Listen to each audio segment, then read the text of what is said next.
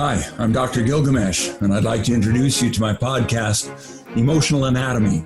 It's an intelligently designed anatomy that has as its goal the recruiting your interest and curiosity as to how it works so that you can become more familiar with it and, as a result, better at it and enjoy it more. Welcome.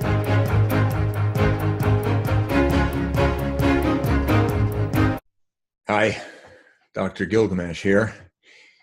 Now, I'm excited today about offering you insight to the reality of emotional anatomy, to navigate into our heart's home, where we then discover the lens of awe and wonder. That's like looking into the center of the Milky Way, or even away from the center of the Milky Way out into the galaxies. Wow.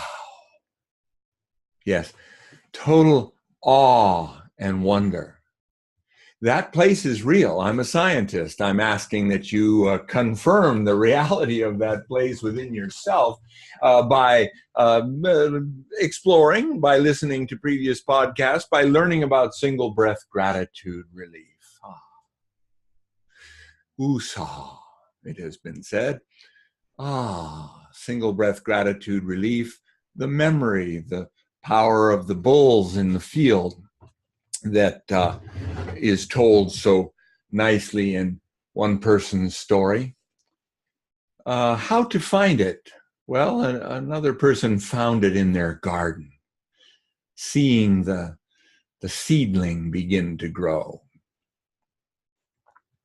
And it is through that navigation into your heart's home that I'm going to claim we are witnessing a design, an intelligently designed organism that is intended to impress you, that you would be able to know what I mean by your heart's home. All right, so it's a new label or it's an old label, depending on who you are. Not very many people have contemplated the possibility, but your emotional system would begin to feel, sense the reality, to touch the reality of a storyline, a way of thinking, an experience that is your heart's home.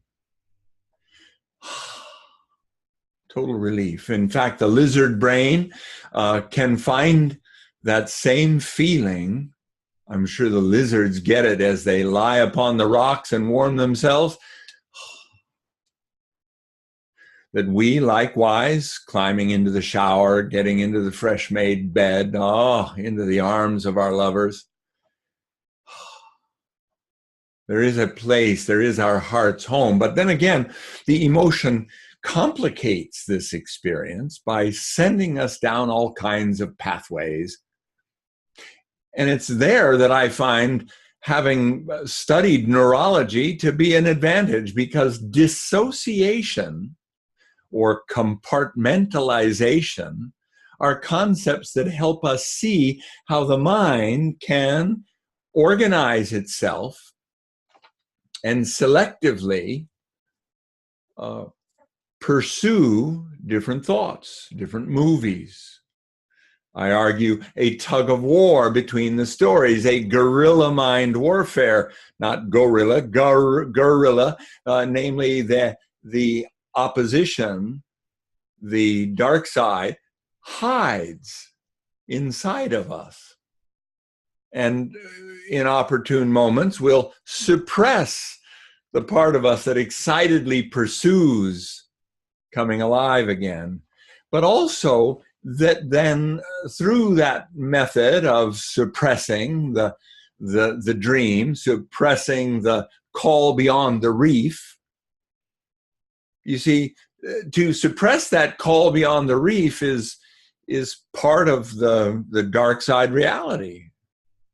But it is also the call beyond the reef that excites us alive. And so herein lies this tug of war. But I've met people who are extraordinarily excited about their call beyond the reef, yet stuck in emotion that seems to prevent them. So it's in that prevention that I think we find the value of understanding emotional anatomy and the value of understanding our heart's home. Where's my thumb? Where's my thumb? Where's my thumb? Our minds can remember. Our minds can visualize, conceptualize, realize where is our thumb? Where is our heart's home? There, thank you, I see. And I'm claiming that gratitude guides our heart home, where then by discovering the lens of awe and wonder, we begin to see more clearly this dilemma that we face.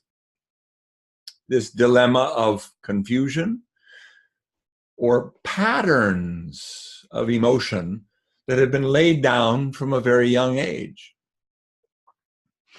I have a case that is very valuable for us. The journey of life, right, that is now meeting repeatedly, trying to make sense out of their life and bumping into a repetitious phenomena that we can use to trace back and discover marvelous revelation about themselves, about their life, about what happened. You see, I'm a psychiatrist. A person can come to me because they're struggling with deep depression and they don't understand what's going on.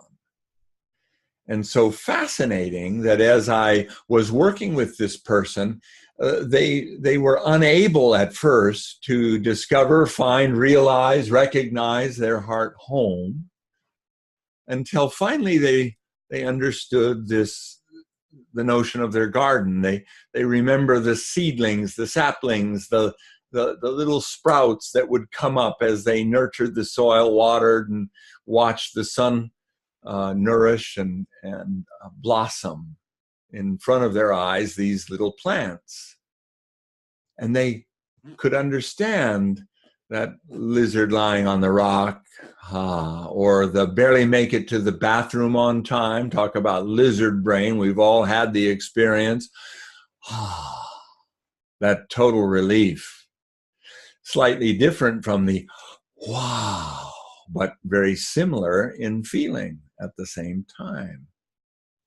And so by coordinating all these different attributes, we were able to help this person find their heart's home and then begin to recognize a repetitious phenomena that was interrupting their peaceful relaxation. They would be repeatedly interrupted by the question of why? Why? Why? Why does this happen? Why does that happen? Why wasn't I successful in this relationship or that relationship? Or why did this or that relationship betray me? Or et cetera, et cetera. And that sadness, useless, rejected, disillusioned, abandoned feeling, she was able to take back and discover in her childhood. It happened as she was forced by her father to stay in the back seat of the car while he went into the bar and drank. And should they ever come outside, they would be spanked. They would be disciplined. They were told to stay there, and they had to learn to stay there and be obedient. And so she did. She learned that obedience, but asked, why was that allowed? Why did my mother allow that? Why did my father do that? Why became her go-to question that the 3-year-old felt when she was punished for just saying daddy. She had to deal with maybe daddy didn't love me and probably had trouble understanding what love meant anyway. But why became the outcome of this wound. So early wound left her with habitual why, which then ended up being her approach to depression. Why am I depressed? Why do I feel these things? But the why began to be challenged by the single breath gratitude. You see, instead of asking why not thank you? Thank you, I see there's the why again.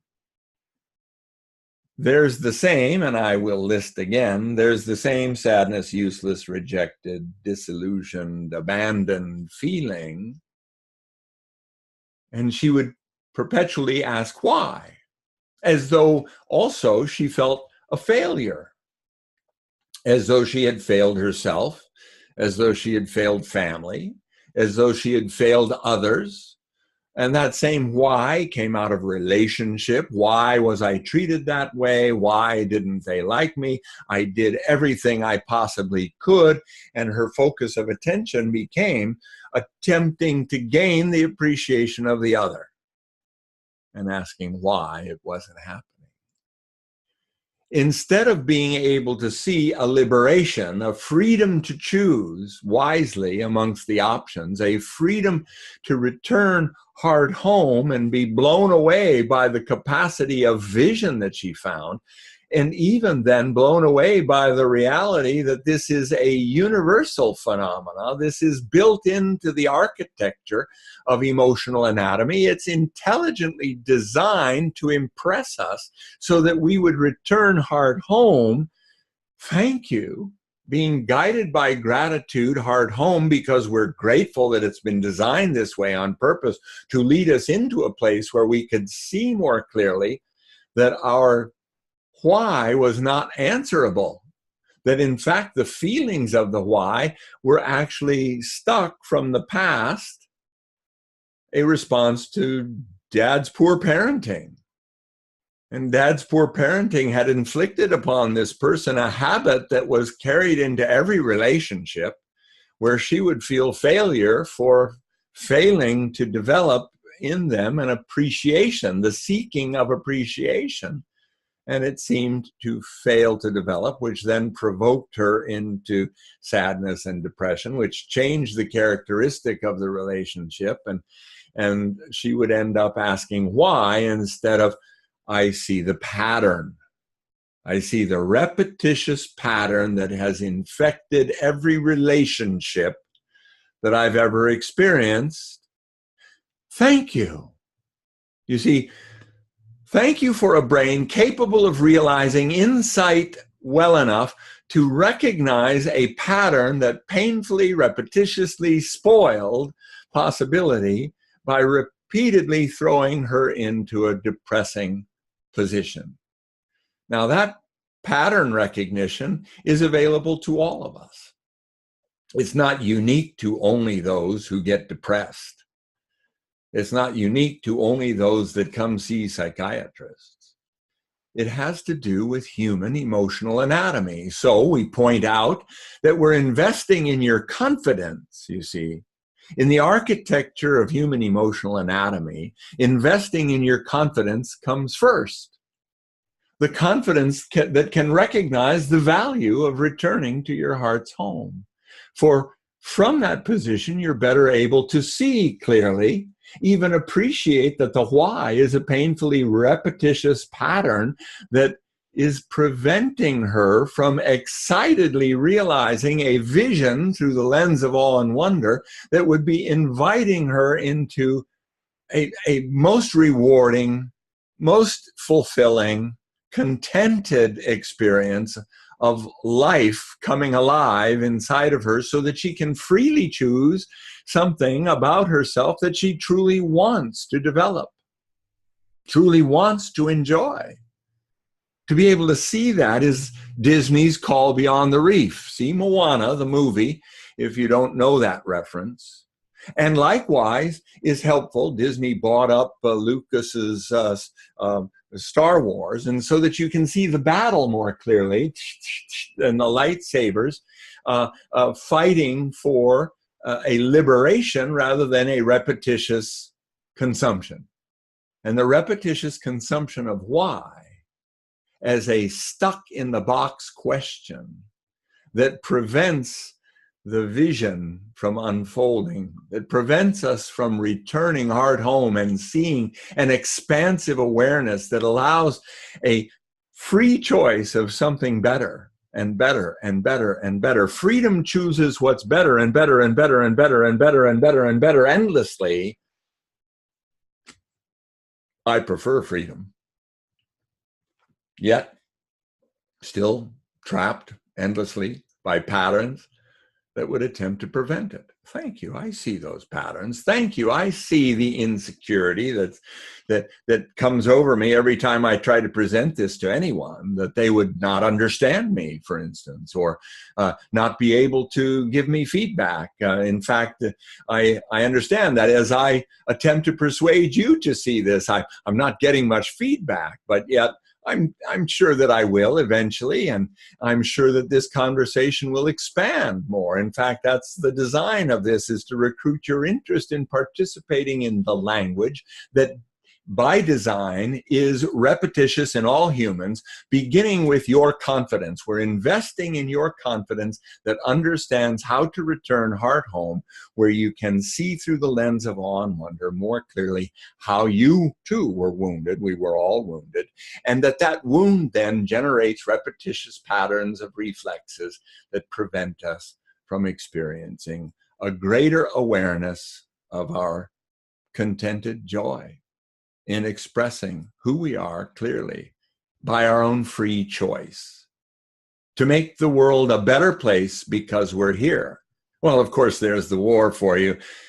Not everybody can buy into that as a contentment, as a joy, as an opportunity to come alive and be excited, because you're important and valuable to the future of the world. The choices that you make a difference. And that you are privileged to be able to watch your mind, thoughts, feelings, images, urges, impulses, moods, attitudes, try to suppress the reality of how important you are to the future of the world. Yes, the words that you choose to speak make a difference. How you choose to treat your children makes a big difference.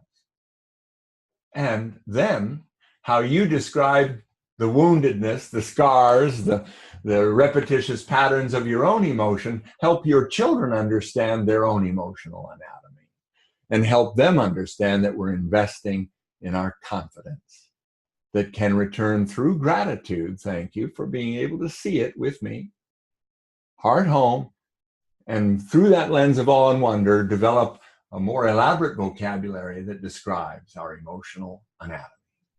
Thanks for joining in. Until next time, bye-bye.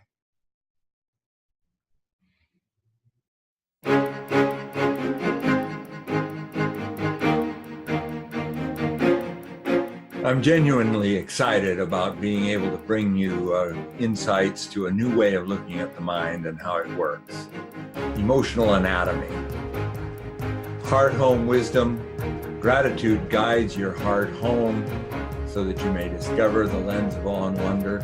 These are concepts that I hope will liberate the world into vision, excited, alive, free to choose. Now, the podcasts are free, and if you're enjoying them, that's great. You can support this through patreon.com/emotional anatomy. Donations are very much appreciated, and we'll continue podcasting. Join us. Thank you.